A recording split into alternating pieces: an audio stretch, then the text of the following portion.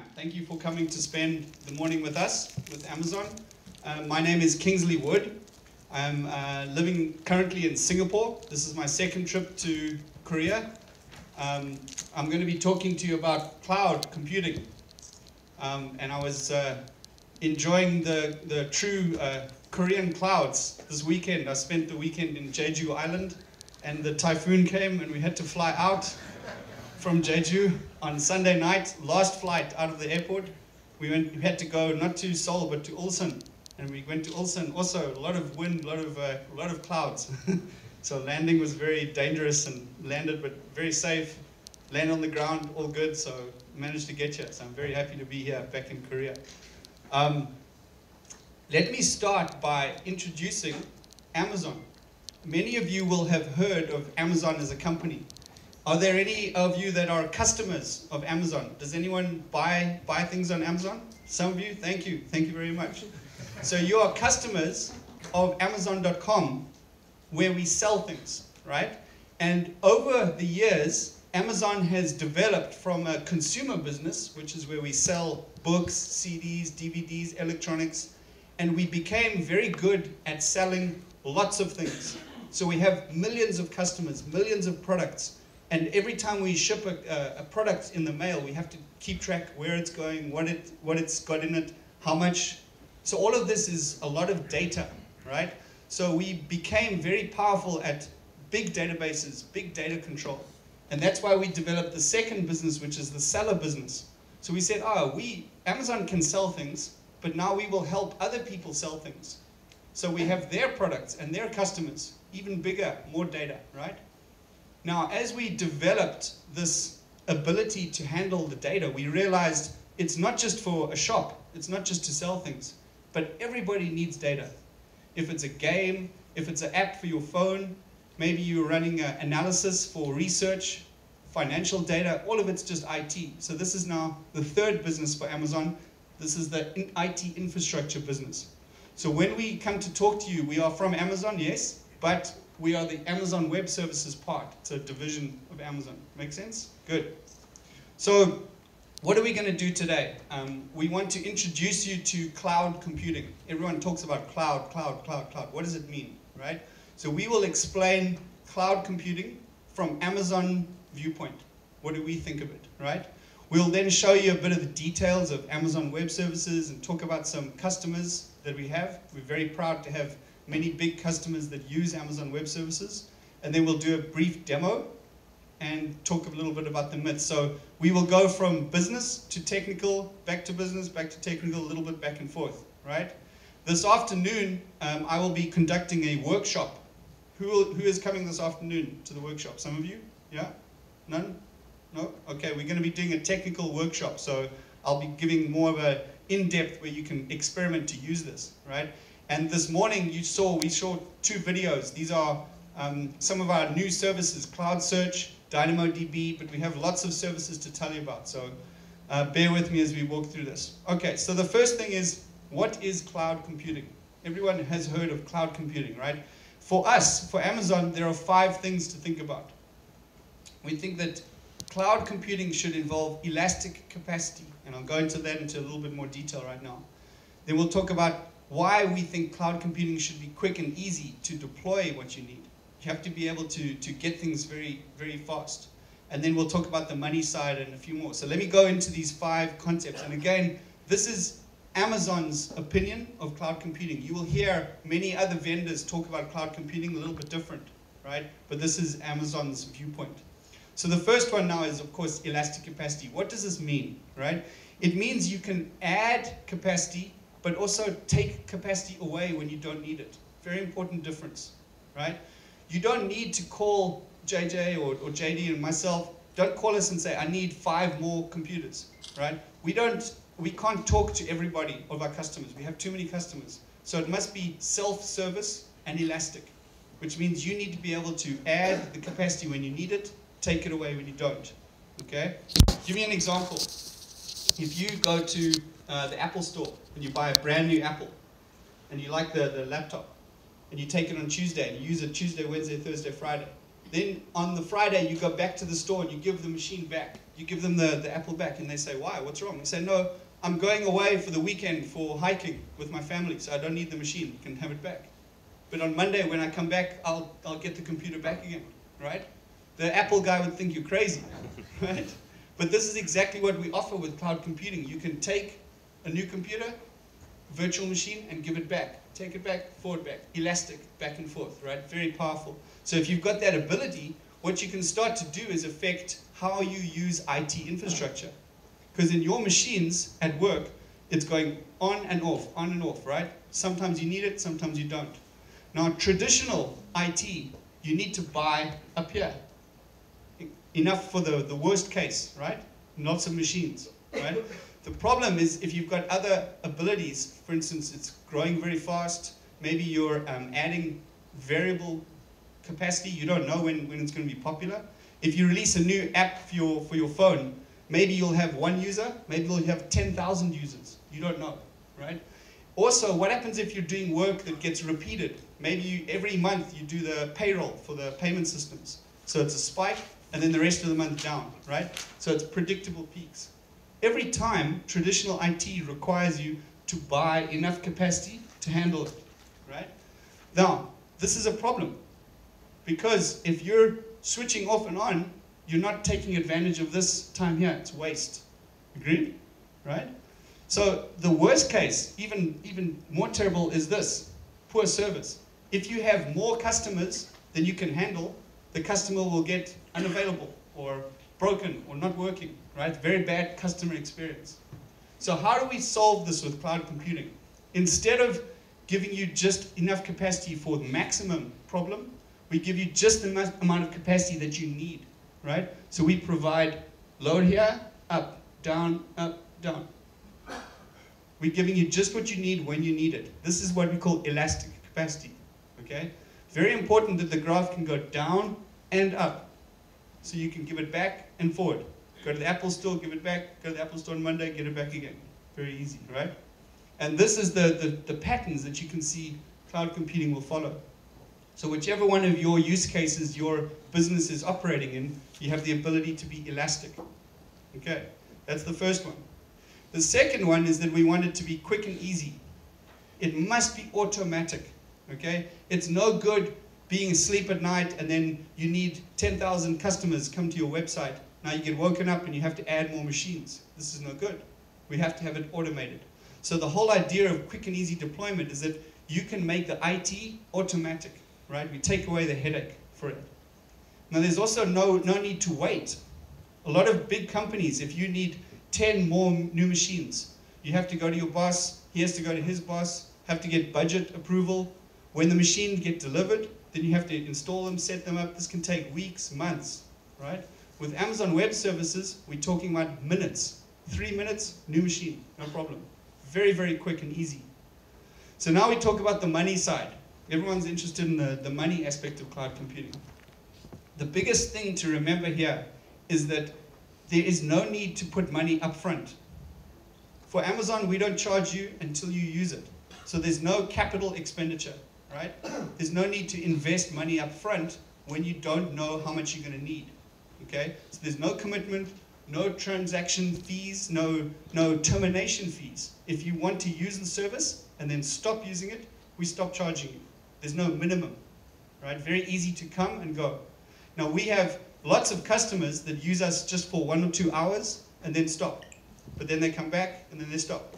But we don't worry about that because we think we're going to add enough value that the customers can get value and keep coming back again. So that's the CapEx part of it. Now all of this ties into one part of how we charge for our services. Pay as you go. Very simple concept, right? You get into the shower in the morning to go to work.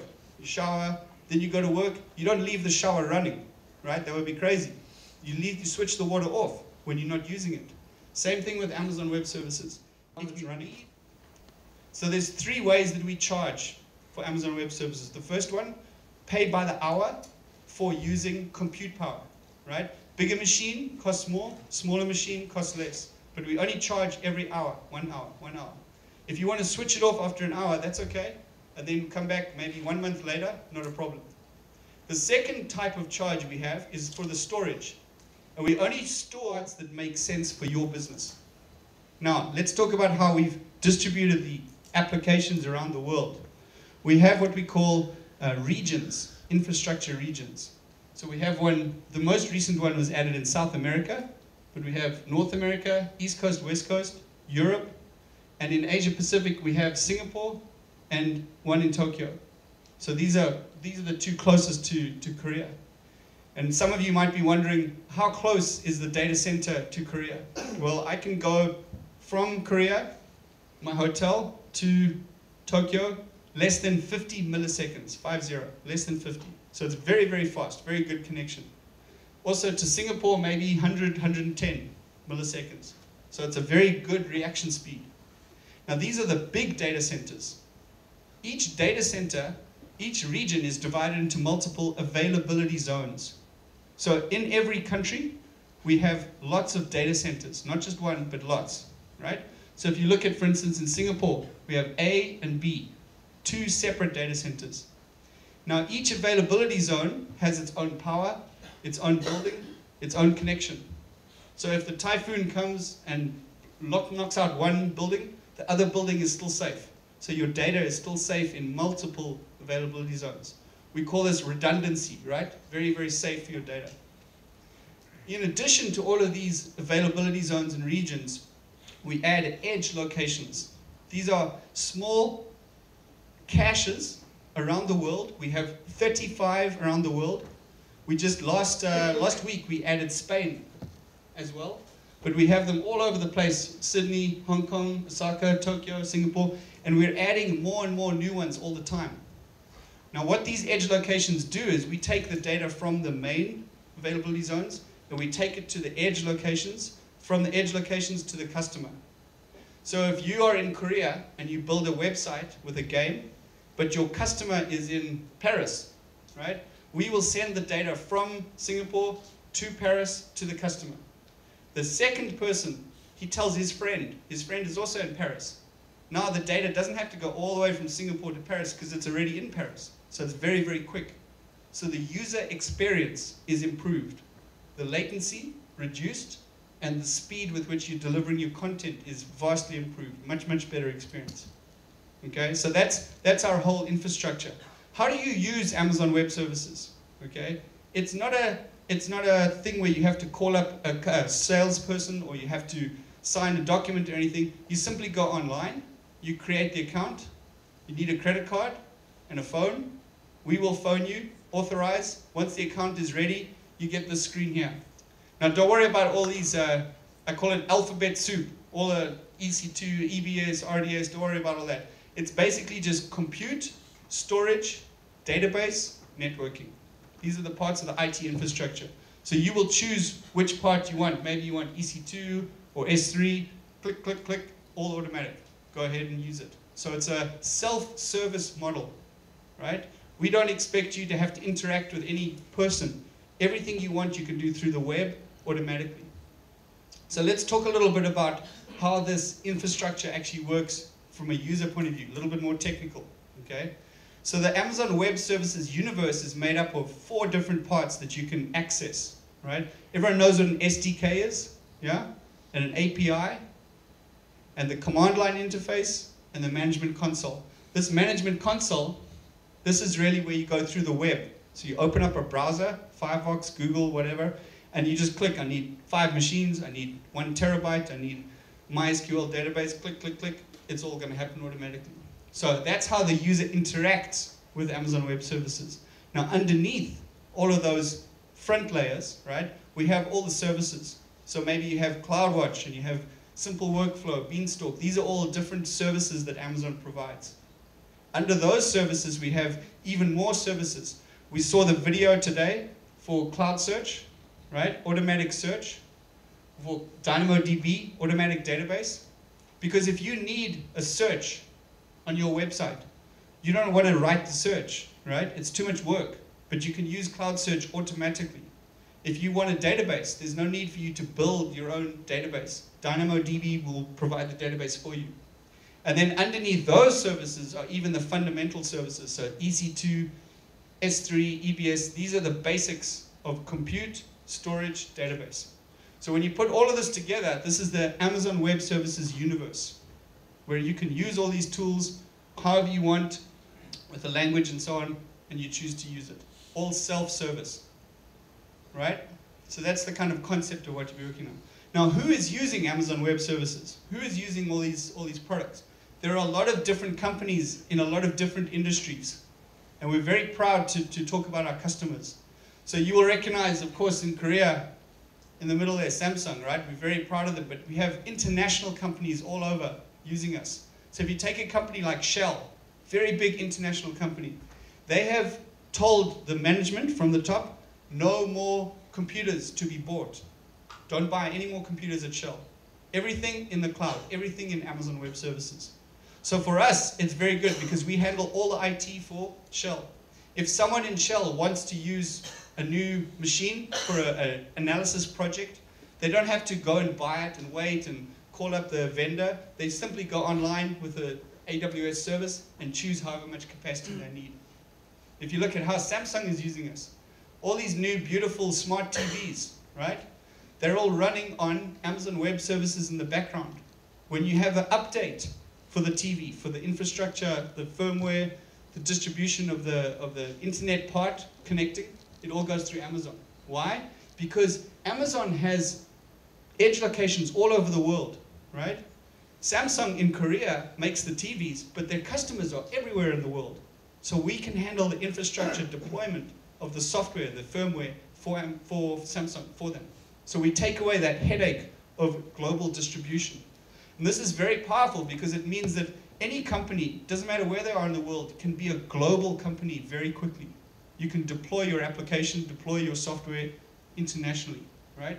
And they've saved a lot of money, huge amounts of money there. On the media side, we all know about these media companies, right? Everyone heard of Netflix in America? It's now 25% of the internet traffic. That's how much movies Americans are watching. Way too much, right? A quarter of all the traffic every night. Watching so many movies. But every movie is being set up in Amazon, and then it converts. Maybe they're watching on Xbox, maybe they're watching on PlayStation, maybe they're watching on iPad or iPhone. These movies have to be translated, converted to different sizes, right? All happening on Amazon. And then we can also keep track of the users that are watching the movie. If you watch this movie and your friend watches that movie, the database will say, oh, you like this movie, this is your friend, so this friend should watch that movie. Recommendations, right? Very complex. Now it works great if you've got 5 people. Imagine if you've got 50 million customers. A lot of data coming in, right? So that's how Netflix uses us. If you look at this company called Animoto, fantastic app. If you go on a holiday and you take 100 pictures of you and your friends and your family, then you send your pictures to Animoto and you send your music. They will make you a music video, and it makes you look like a rock star, you know, very nice music, transition, pictures and so on. But this takes compute power. Now what happened with Animoto is they started to give the product for free. So what they did was they put it on Facebook and they said anyone can use Animoto for free. And they went from 50 to 5,000 servers, virtual machines in 3 days. Okay? Very, very quick upgrade. But because they were on Amazon, we were able to switch on the machines and elastic, right? Add the capacity. Very, very quick. Now, if all of us had to carry 5,000 machines into a big room, plug them in, you do the database, you do the networking, you do the operating system, it would take us weeks, right? Too long. But for them, they had to do it very quickly in 3 days. So coming from here to here, 3 days. What's important to watch with a graph is it goes up, but then it comes down, right? So at the end of 3 days, when the people had stopped using it, switch off the machine, stop paying for it, right? So they just paid for 3 days and then pay no more. Pay as you go. Very efficient on the software side. If you look at some of the big data and analytics, we're very proud to have customers like NASA. The recent Mars landing, where they landed on with the Curiosity, all of that data, the pictures that come from Mars, once they got to Earth, they had to be deployed because everyone in the world wanted to click, click, click. I want to see the pictures. I want to see from Mars, right? Millions of customers were viewing that website. And because they had it on Amazon, they were able to scale out and handle millions of customers. If they weren't on a cloud system, the first 10 people could look at the video, and after that, it would be unavailable, too busy, right? But everyone around the world wanted to see the pictures very quickly, so they're able to deploy them. So this is why NASA has chosen to use Amazon Web Services to deploy the data, to process the data, to store the data. Right? Great customer like that. What about storage? If you have very important data, security data, right? Customers like NASDAQ, every day there's millions of people are trading, buying stock, right? All of those stock trades are stored in Amazon. Why? Because we are very safe to store the data. We don't just make one copy, we make lots and lots and lots of copies. So if one copy is lost, maybe this building goes out, burns down the building, we've still got other copies, backup, safe, redundant. Now what NASDAQ needs to do is they put the data into Amazon, but then Amazon can also give it out to their customers, because they have a lot of customers that need to get this trade data every day. So what Amazon will do is distribute the data to all of the customers. And if customers pay the subscription, we will give them the correct amount of data for one trade. Maybe it's trading in Microsoft, trading in Google, whatever, for stock trades. So that's what we can do for them. And now we get to the fun part. What about the fun? The games, right? This is really where it's, put that out there, the companies like Zoomy and Zynga and so on. Everyone heard of Facebook's game, the Farmville? Who plays Farmville? Yeah? Yeah? They got millions and millions of customers play. They are running on Amazon Web Services, 7,500 machines running in Amazon Web Services all day long, just for one game, just for Farmville. Because millions of people around the world are always playing this game. So it's very exciting. If you have customers like this, Filter Squad, when they released their package with their new product, they had 250,000 downloads in just 4 days. Very popular. If you see this app, how it works, it's very cool. You choose on your iPad or your iPhone, you choose which game you want or app, and then it will recommend. Your friend likes this app, your friend likes this app. It'll keep recommending. So a lot of data coming in, right? Now, if you have 250,000 people using this app, recommending, showing you, it's going to be a very interactive database. It has to be able to scale very fast. Lots of data. And they use the whole thing on Amazon Web Services as well. So that was quite powerful. Lots of other examples. We've got browsers like Dolphin Browser, if you've tried this. Again, lots and lots of downloads, 12 million downloads. How do they deploy so many customers, so many versions of the product? If they make one change to the product, if they have an update, again, they need to deploy it to millions and millions of users. We can do that for them. We can handle the distribution very quick. Fun Plus Games, another one in Beijing. Again, millions and millions of daily users acting. So all these customers are using it. I like this quote. They can actually use just 3 months, right? They went from 1 million to 3 million users. But the thing is that one engineer was able to do this. One guy, right? Handling all the millions. Because he's sitting there with Amazon, he can add machine, more space, more database, click, click, click, and it all happens fantastic.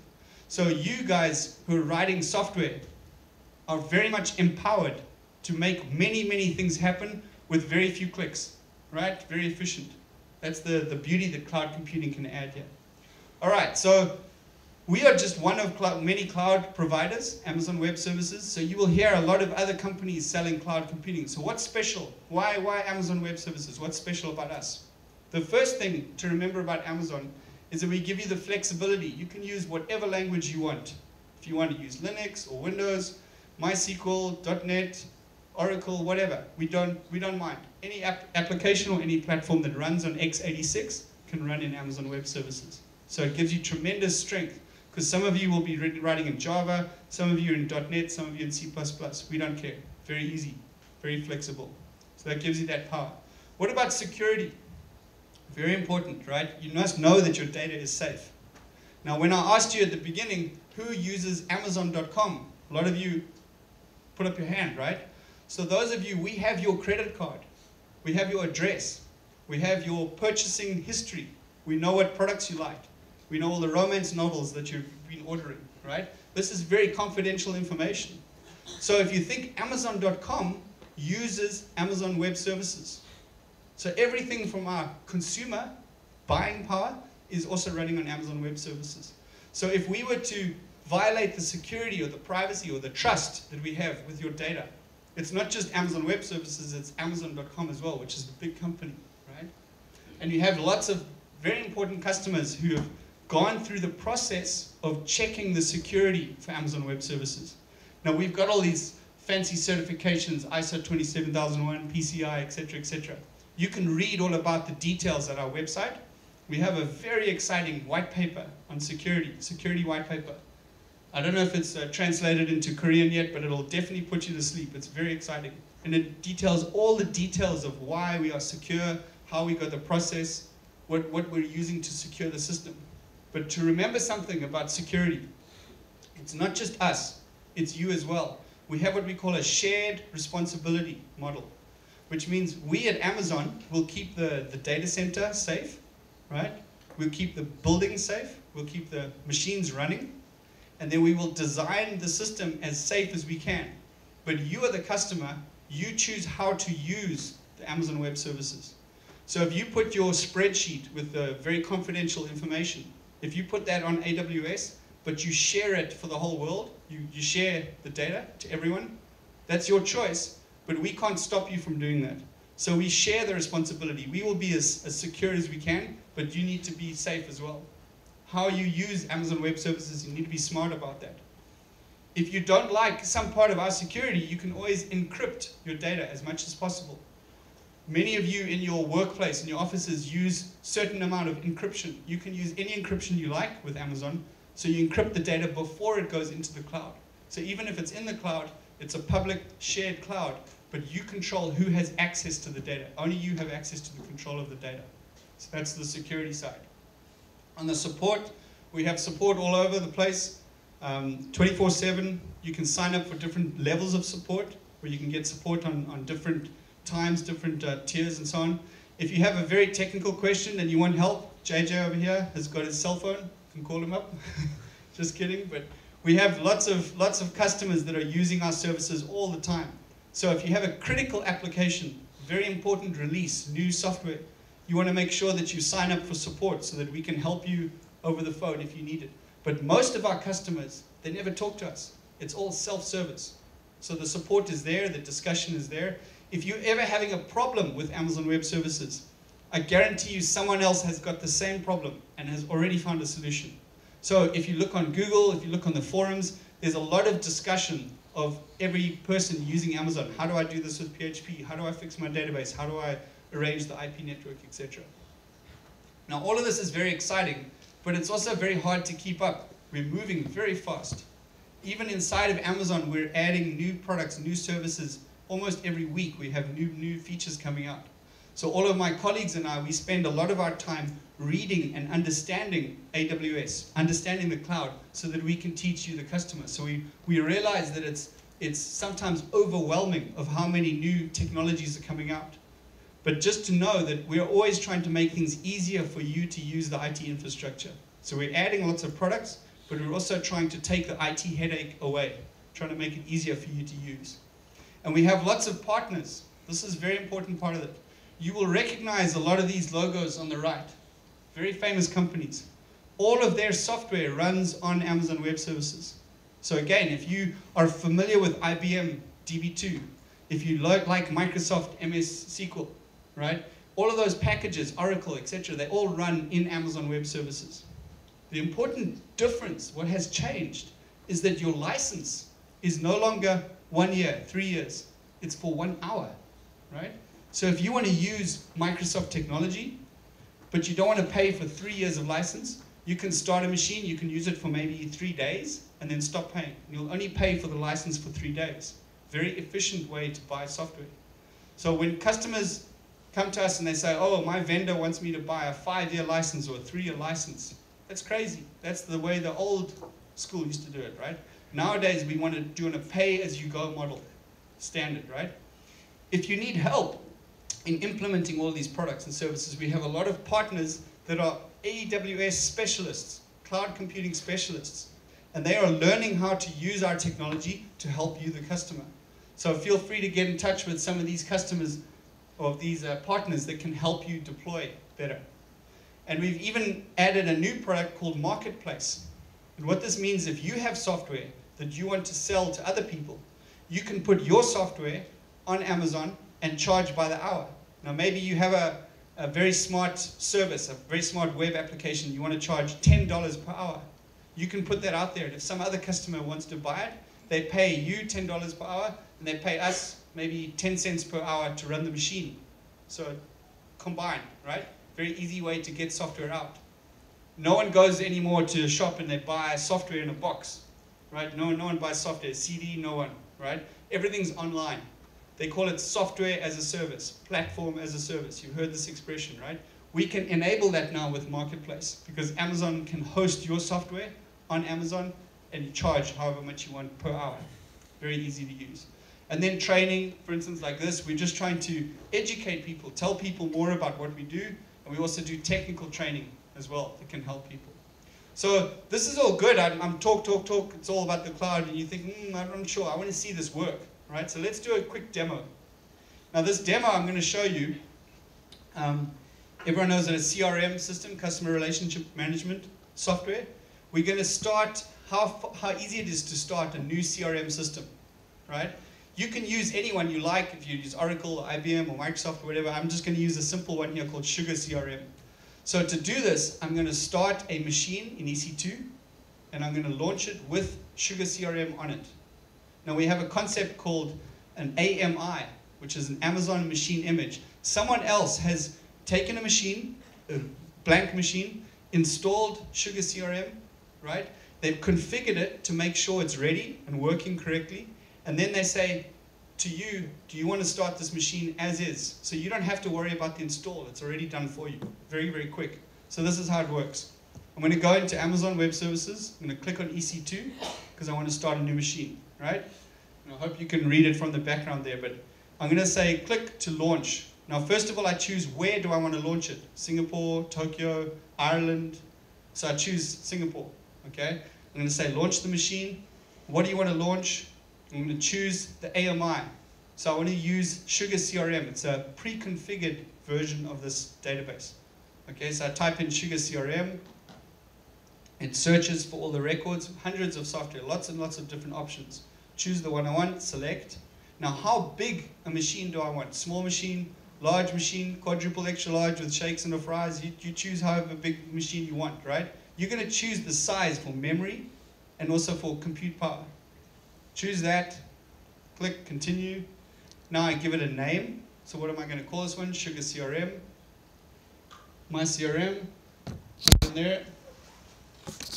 Now we need the key pair. This is for the security. When I have the key pair in, only you have access to this machine. I can't access it. No one else can access it. You choose. We choose who has access from where. Which IP addresses, which ports, right? Once you put that in, once you've decided the details of the machine, this is a summary, and you click launch. So maybe 60 seconds, very quick, right? And I have this machine now up and running. You can see it's pending, and in a few seconds later, it's going to be running. That quick, right? Where is this machine? Somewhere in Singapore. How many machines do I have? 1. Do you want 10? Okay, you can do the same thing for 10 machines. But now the machine is running, we have given it a unique address. Right, that's this one here. This is this unique address. So if I take that and I go to Elastic IP, I want a new IP address for my machine. Now we will give you as many IP addresses as you want. You just want a new IP address, click new one, 1 second. Once you've got that IP address, we attach the IP address to the machine, and now you can visit that machine. Because if you take this IP address, you can see here, the IP has changed. Once we put the IP address in, open up a browser, a new tab, put it in, connected, running, up and running. That easy, right? So this is the kind of quality. Now you can log in, you can use the machine. All within 2 minutes. Very, very simple. Now think of the same thing if you wanted Oracle or DB2 or Photoshop or any other application you have. Very, very quick. And you can have 1 machine or 10 machines depending on how much scale, how many customers you have that are going to access this. And now this Sugar CRM is running in the cloud. Very easy like that. So that's fine, but you say, how can I make it more efficient? Because this machine, remember, is sitting in Singapore. Okay? What happens if my customer is in Germany and I have to give, he calls me up and says, hey, I want access to the machine, right? Now all of a sudden we're going to put into S3, this is the storage, the graphic files, the CSS files, the HTML files.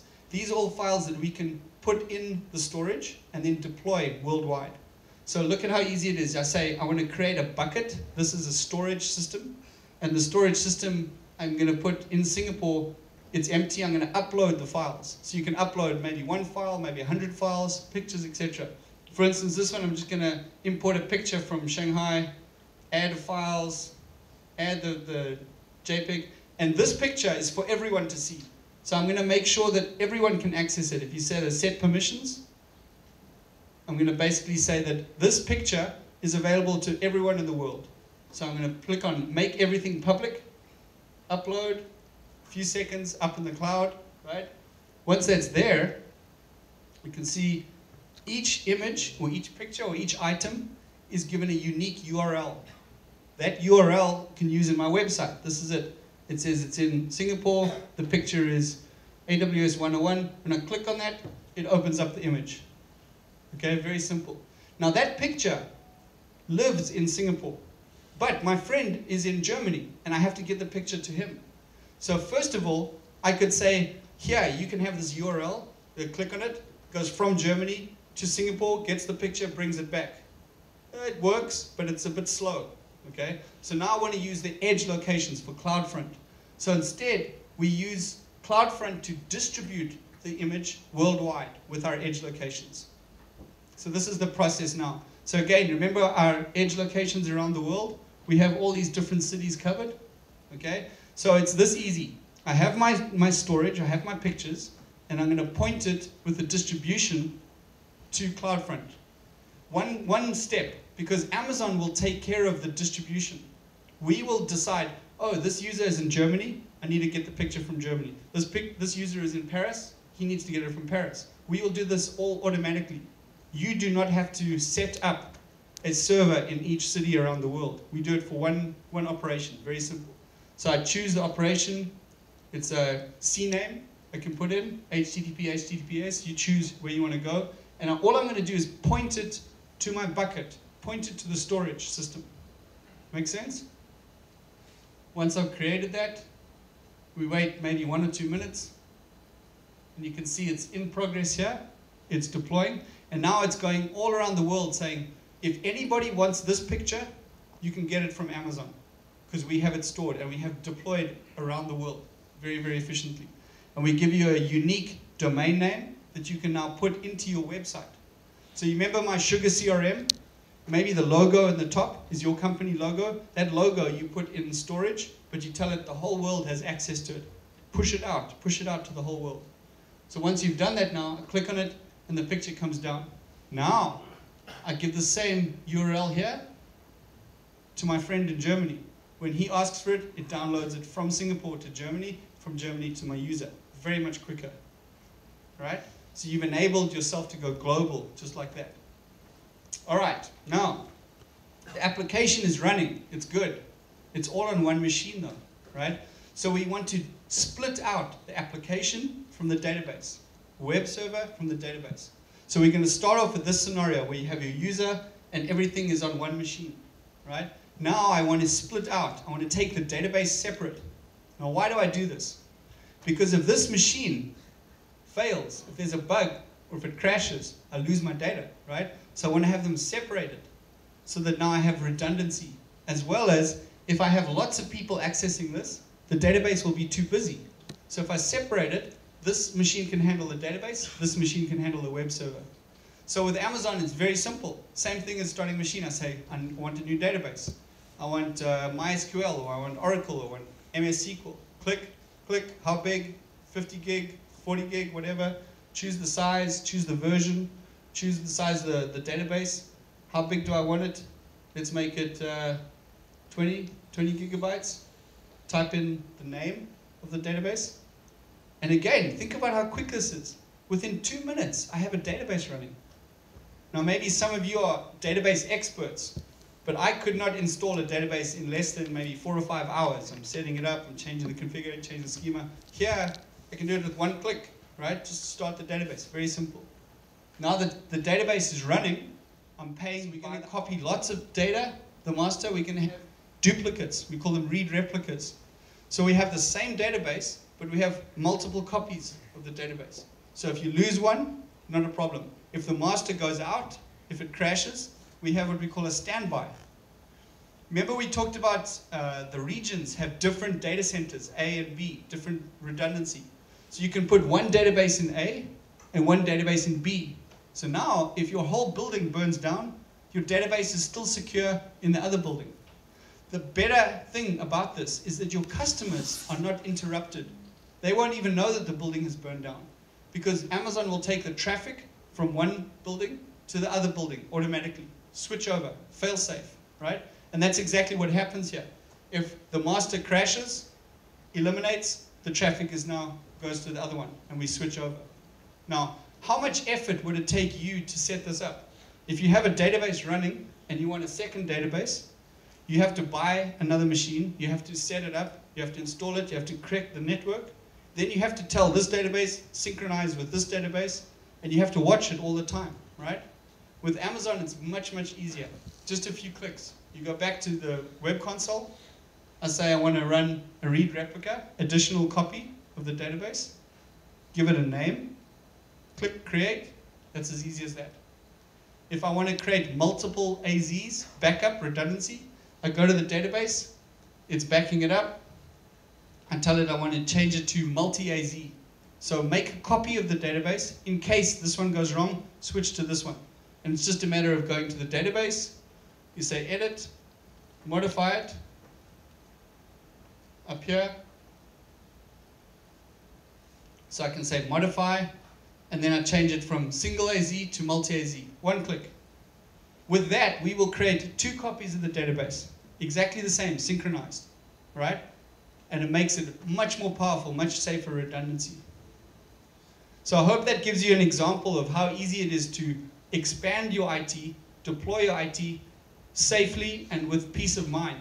So this is all very easy. I mean, within a few minutes I've done this. And you can do this the same without having the headache of having to manage all that IT. Okay, so that's my demo part. Now, finally, I just want to address something we call the cloud computing myths. These are misunderstandings, we think. We hear a lot of customers tell us stories about Amazon Web Services and about cloud. So we want to make sure that the understanding is correct about AWS and about the cloud. The first myth we hear is the cloud is not reliable. People are worried about if it will stay up, if it will be reliable. Well, there's a few answers to this. The first thing is, if you make sure that your system is redundant, so you have multiple copies of your web server, multiple copies of your database, right? There's never going to be a single point of failure, right? If one machine crashes, the other machine can handle it, right? When I talk, I have a microphone, but I also have 2 backups. So if this one fails, the spare, right? Same thing with your web server. You want to have multiple copies, multiple systems. And what that also does for storage, if you have multiple copies of your store, all your files are very, very secure. We can offer you 11 nines of durability. Amazing, right? Who has ever been able to offer 11 nines of durability? No one should offer 100%. It's not true. It does not exist, right? But 11 nines of durability is possible because if you have enough copies, different data centers, different buildings, very, very safe. If one copy is wrong, then you have more copies to rely on, right? So you can rest assured that when you put your data into Amazon Web Services, it's very safe. Who uses Dropbox? Everyone? Yeah? You like it, huh? 100% on Amazon Web Services. Dropbox runs on AWS. So the people at Dropbox, they have nice laptops, but they don't have any service. There's no storage. They don't buy any hard drives. It's all on Amazon. So when you put it in Dropbox, the Dropbox guy takes it from the app, puts it in Amazon Web Services. And we can store all these versions for them. And there's lots of companies that rely on AWS to safely, securely store it. Because if you know Dropbox, they give you 2 gigabytes for free, right? But they've got millions of customers. You think, how can they buy so many hard drives? Well, because they use Amazon, they only pay when you put stuff in your hard drive. So as you add more stuff, they pay more. But if you take stuff away, if you delete, we charge them less. So they have a very efficient use of the cloud. The second myth we hear is security is not adequate. Well, we have taken a lot of effort to secure our database, Amazon.com, and we store your data with the same security that we use for NASDAQ, for NASA, for Samsung. You have access to the same security. Now, if you think of Samsung, very big company, very powerful security experts, a lot of very smart people, right? They have checked to make sure that Amazon Web Services is as safe, if not safer, than Samsung's IT. And if they are confident, then we think you should be confident with Samsung. Because even if you use Amazon for maybe $10, right, you get the same security that Samsung does when they're spending millions of dollars. Same security level, very, very powerful. And we can offer it to all of our customers. So that's a great message about the security. And you can read more about the security as well, but if you have questions or doubts about the security, please let us know. We will gladly answer those questions. We would like to help you to have more faith in Amazon's cloud. What about if you say, oh, Amazon's very good, but I will build my own cloud. I can do my own system. Yes, you can build your own IT infrastructure. But the question is, does your IT infrastructure give you the benefits of using a public cloud? If you build a cloud, you can use it, but no one else can use it. So when you're not running it, it's waste, right? It's like having a Ferrari in the garage, right? You're not driving it, it's not being used.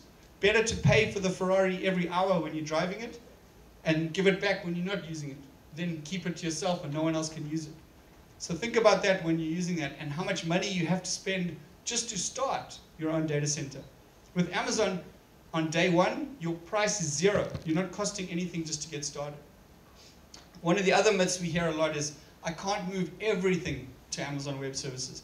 No need, right? Just start just with the basics. If you have a small project, some small website, maybe you're sharing some pictures, start with that, just to get used to it. Build the confidence with the cloud and start to move. And then maybe eventually you move the bigger projects over.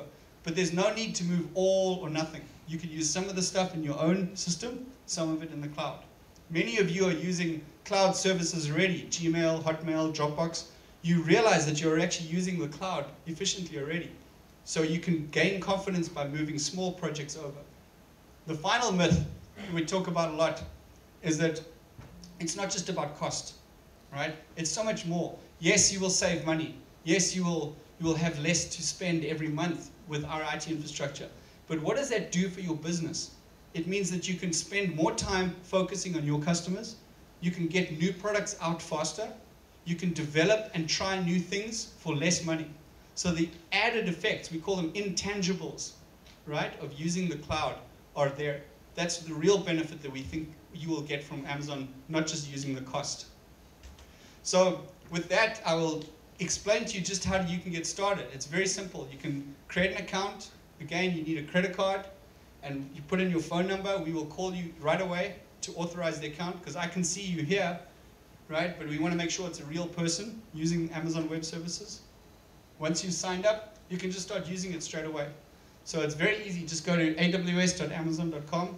If you have any questions or details you'd like to understand, feel free to email us. Chris and JJ are here in Seoul. I'm in Singapore, but we have a growing team, JD as well in Seoul. So we have a team all over. If your company would like to get a visit from Amazon, we would be happy to come and work with you. We will come and whiteboard, explain architecture, products, services, right? A lot of the stuff is on the web, but it's also nice to have someone to explain how to use these products. And we can show you many of our customers in Korea that are using it. So with that, you've very patiently, I appreciate you listening to me a very long time. 감사합니다. Thank you for listening, and we will gladly take any questions and answers. Thank you very much. Thank you.